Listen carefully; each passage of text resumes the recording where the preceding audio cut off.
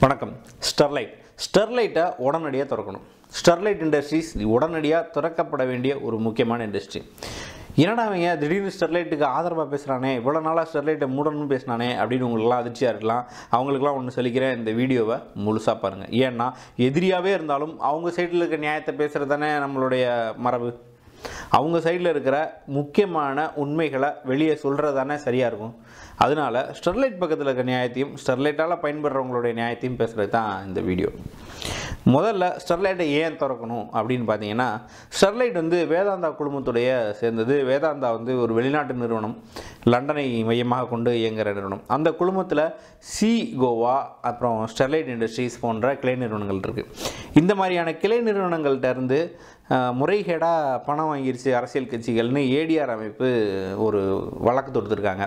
எதனால் தொடுத்துருக்காங்க அப்படின்னு பார்த்தீங்கன்னா, என்ன முறைகேடுன்னு பார்த்தீங்கன்னா, வெளிநாட்டு நிறுவனங்கள்கிட்ட அரசியல் கட்சிகள் நிதி வாங்கக்கூடாது, ஆனால் நிதி வாங்கியிருக்கு, அதுக்கு தன்னுடைய கிளை நிறுவனங்களை பயன்படுத்தியிருக்கு அப்படின்றதான் இதில் இருக்கிற ஒரு குற்றச்சாட்டு. இதில் எந்த அளவுக்கு உண்மை அப்படின்னு சொல்லி பார்க்கலான்னு பார்த்தோம்னா, இந்திய தேசிய காங்கிரஸ் எவ்வளோ காசு வாங்கியிருக்காங்கன்னா, 2004லேருந்து 2005 வரைக்கும் 1 கோடி ரூபா வாங்கியிருக்காங்க ஸ்டெர்லைட் இண்டஸ்ட்ரீஸ் மும்பையிட்டேருந்து. இவங்களுடைய கிளை நிறுவனமான கோவாட்டேருந்து 2005லேருந்து 2006 வரைக்கும் 5 லட்சம் வாங்கியிருக்காங்க. 2006லேருந்து 2007 வரை 2 லட்ச ரூபா வாங்கியிருக்காங்க.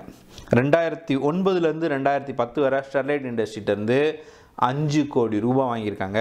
2012ல் கோவா நிறுவனத்திலேருந்து 2 கோடி ரூபா வாங்கியிருக்காங்க. இது காங்கிரஸ். அடுத்து பார்த்திங்கன்னா, நம்ம ஆண்டுக்கிட்டு இருக்கிற பாஜக 2004லேருந்து 2005 வரைக்கும் கோவா நிறுவனத்திலேருந்து 5 லட்சம் ஒரு முறையும் 2 லட்சம் ஒரு முறையும் வாங்கியிருக்காங்க.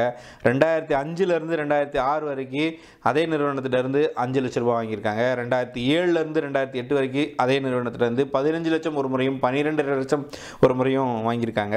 2009லேருந்து 2010 வரைக்கும் ஸ்டெர்லைட் இண்டஸ்ட்ரியிலேருந்து 5 கோடி ரூபா வாங்கியிருக்காங்க. 2013லேருந்து 2014 வரைக்கும் ஸ்டெர்லைட் இண்டஸ்ட்ரியிலேருந்து 4 கோடி ஒரு முறையும் 3.5 கோடி ஒரு முறையும் வாங்கியிருக்காங்க. 2013-14 ஸ்டெர்லைட் இண்டஸ்ட்ரீஸ் மும்பையிட்டேருந்து 4.5 கோடி ஒரு முறையும் 4 கோடி ஒரு முறையும் வாங்கியிருக்காங்க. இதெல்லாம் லீகல். இது எப்படி லீகல் அப்படின்னு பார்த்தீங்கன்னா, அரசியல் கட்சிகள் நிதி வாங்கலாம். இங்கே இருக்கிற ஆட்கள்கிட்ட நிதி வாங்குறதுல எந்த சிக்கலும் இல்லை. அதுக்கு முறையாக எலெக்ஷன் கமிஷன்கிட்ட அறிக்கை கொடுத்தா போதும்.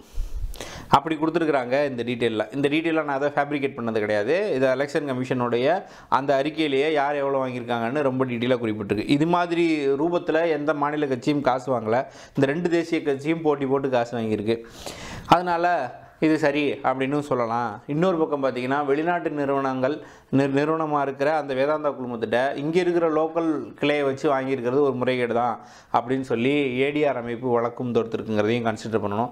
ஆனால் இதுக்கு பார்த்திங்கன்னா 2018 இதெல்லாம் இருக்கிற சிக்கல், எஃப்சிஆர்ஏல ஒரு நாம்ஸை கொண்டு அமெண்ட்மெண்ட் பண்ணிடுவோம்னு சொல்லிட்டு வெளிநாட்டிலேருந்து நிதி வாங்குறதுக்கான அந்த இருந்த ஒரு பிளாக்கேஜை ரிமூவ் பண்ணுறாங்க பாஜகவும். அது பாஜகவுக்கும் காங்கிரஸுக்கும் பெரிய அளவில் உதவியாக இருக்குது. வெளிநாட்டு நிறுவனங்கள்கிட்டருந்து காசு வாங்குறது, கட்சிக்கு நிதியாக வாங்குறதுக்கு. இப்படி ஒரு மோசமான நிறுவனத்திட்டருந்து காசு வாங்குறீங்களே அப்படின்னு நம்ம யாராவது கேட்க முடியுமா? 2 பெரிய மாநில கட்சி, அவங்களுக்கும் பாவம் நிறையா செலவு இருக்கும். அதெல்லாம் நம்ம போய் கேட்டுட்ருக்க முடியுமா? நம்ம என்ன இந்த மாதிரி ஆட்களை எதுக்கிறதுக்கு அப்புறம் இருக்கோம்? அதோ ஒரு கட்சி நடத்துகிறாங்க, அவங்களுக்கு ஒரு நிதி தேவைப்படுது, இந்த மாதிரி கார்ப்பரேட் நிறுவனத்திட்ட வாங்கலாம். இதில் என்ன தப்பு இருக்குது? வாங்கிட்டு போகிறாங்களே, அவங்க பொழப்பு நீங்கள் நானே ஏன் தடுக்கணும்? இப்போ திரும்ப ஸ்டெர்லைட் ஓப்பன் பண்ணிட்டா இது மாதிரி லீகலாகவே கோடிக்கணக்கில் வாங்குறதுக்கான வாய்ப்பு இருக்குது. அந்த பொழப்பை போய் நீங்கள் நானும் கெடுக்கலாமா? லீகலாகவே இவ்வளோ வாங்கினா இல்லீகலாக லோக்கல் அரசியல்வாதிகள் சில்லறப்பாங்க எல்லாருமே, ஐயோ அப்படிலாம் சொல்லக்கூடாதோ, சாரி, அந்த மாதிரி நிறைய பேருக்கு பொழப்பு நடக்கும்ல. எவன் செத்தா நமக்கு என்ன? அந்த ஊரில் 12 பேர் செத்தா என்ன? அந்த ஊர் நிலத்தடி நீர் மாசுபட்டா என்ன? நிலமே போனால் என்ன? அங்கே இருக்கிறவங்கலாம் போனால் தான் என்ன? ஓப்பன் பண்ணால் அரசியல்வாதி வாழ்வான்ல, நல்லா இருப்பான்ல. நன்றி.